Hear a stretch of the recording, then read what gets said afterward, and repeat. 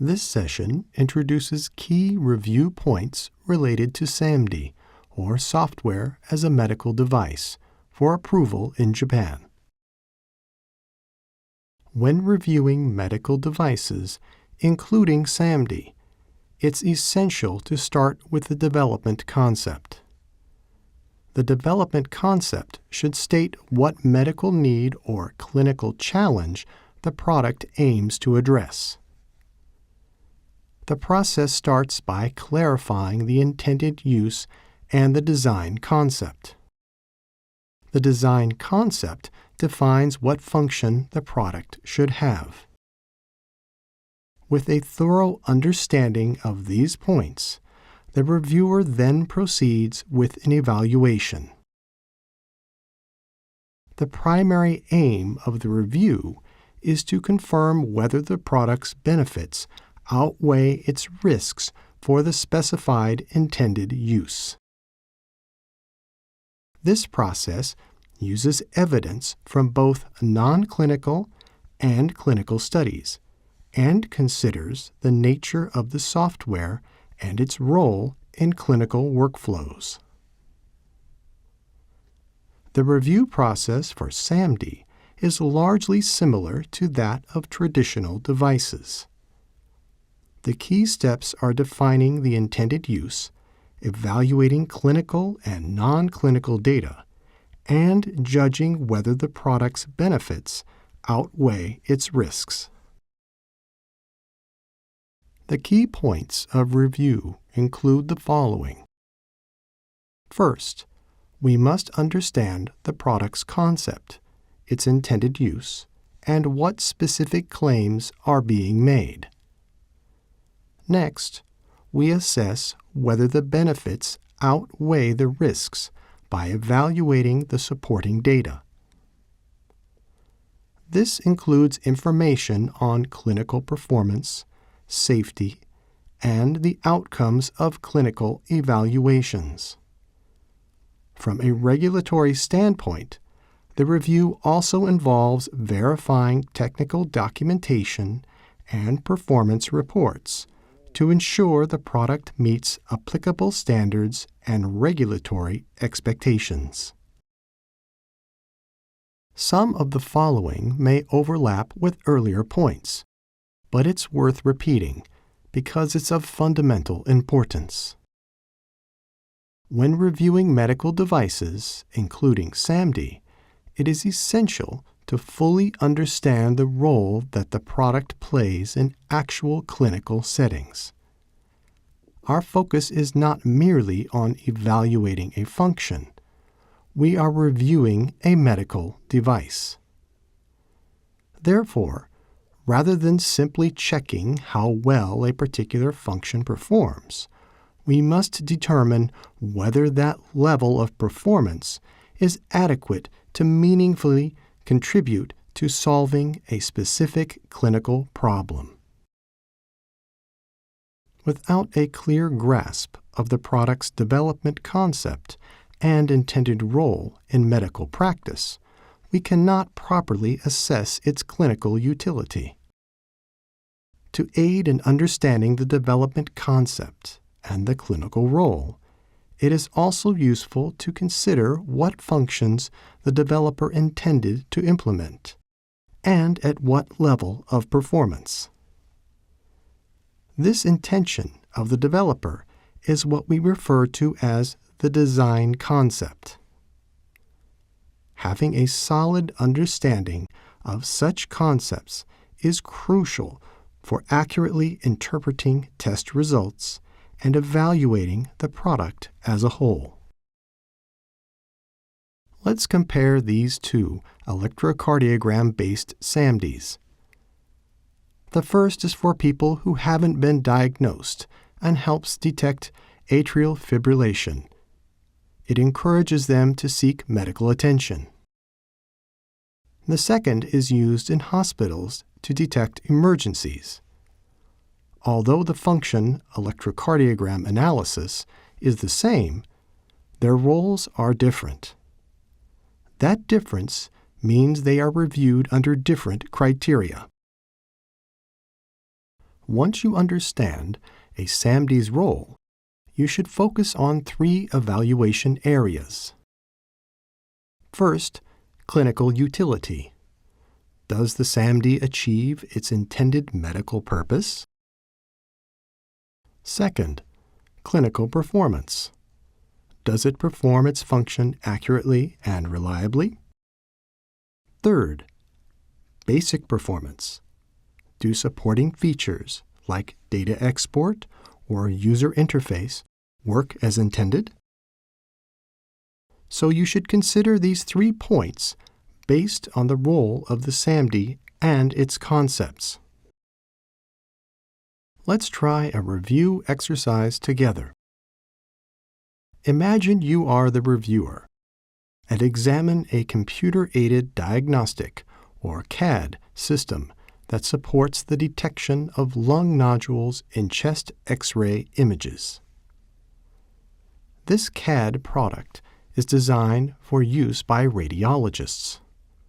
It automatically marks areas that appear to be lung nodules, helping to reduce oversights during diagnosis. The interface and data management features, such as saving and exporting images, are considered as basic performance. These only need to be checked to confirm whether they operate as intended. Now, let's try to review this CAD product, especially its most important function, the detection of nodules. Let's focus on the core questions for the first function. 1. What should this CAD product demonstrate to show usefulness in clinical practice? 2. What kind of evaluation or evidence would be required to support that claim? As explained earlier, first, you should understand the role of this CAD product in clinical practice and its development concept and design concept. Here is the development concept. This CAD product was developed to reduce diagnostic oversights by a single doctor. So, for clinical utility, you should confirm that the use of this CAD product allows more accurate detection of lung nodules. This corresponds with clinical utility number 1. So what kind of examination is required to demonstrate the achievement of clinical utility? As an example, a diagnosis by a doctor working alone and a diagnosis by a doctor working with this CAD product could be compared to verify whether the product's diagnostic performance improves the results. This corresponds with clinical utility number 2. So then, how about the design concept? Here is what you should focus on. To achieve the development concept, this CAD product has a function which marks locations that appear to be lung nodules in chest X-ray images. So, for clinical performance, you should confirm how well this CAD product can detect lung nodules in X-ray images. The examination for this should thus check the sensitivity and false positive rate of this CAD product. In this case, it is not so important how large or small the detection rate or false positive rate is, because it is clear from the clinical utility that using this CAD product can improve diagnosis. The purpose of evaluating clinical performance is to understand and describe this CAD product's ability. Do you think that software products are risk-free? You might assume that software-based products carry no risk simply because they are not physically invasive. However, they can still pose significant risks due to the influence they have on clinical decision-making. For example, a computer-aided detection CAD-E system is clearly less physically invasive than an endoscopic knife, but it can still affect clinical decisions. If the system presents incorrect or misleading results, physicians might make the wrong diagnostic call. This could lead to patients missing opportunities for appropriate treatment or receiving unnecessary and possibly invasive interventions. Here is an example of risk involving SaMD. For example, in the case of a product that analyzes endoscopic images to find lesions, the analysis results seem to accurately show lesions. However, what about a case like this, where the AI is showing an excessive number of suspected lesions? In this case, the user may not be able to accurately determine where the lesions are located, which may lead to prolonged examination time and excessive treatment. While technologies like AI bring innovation, we must not focus solely on their novelty. What truly matters is how these products are incorporated into clinical workflows and whether they lead to tangible improvements in patient outcomes. Efficacy and safety should be evaluated based on how the software is expected to function in real-world healthcare environments. This slide shows a more specific discussion point related to SaMD based on AI. In general, AI products, especially those developed using machine learning, are created through a training process based on data. Without a clear understanding of the data used during training, it is difficult to assess whether the evaluation results will be valid. Let's consider a simple case. If the same dataset is used for both training and testing, many people can intuitively understand that the results will be overly biased. This is a fundamental principle in both regulatory review and academic evaluation, and such practices are not considered acceptable. Now, let's consider another situation that might seem acceptable at first glance, but still carries risk. Suppose the training and test datasets were collected at different times, but both came from the same hospital. Even in this case, the characteristics of that hospital, such as the equipment used or specific diagnostic practices of the physicians, could introduce bias. As a result, the AI may become overly tailored to that particular environment, making it difficult to ensure that the product will perform equally well in other hospitals. We understand how challenging it can be to gather large volumes of diverse data. Still, because the product is expected to be used across multiple institutions after approval, it is essential to demonstrate its generalizability beyond a single facility.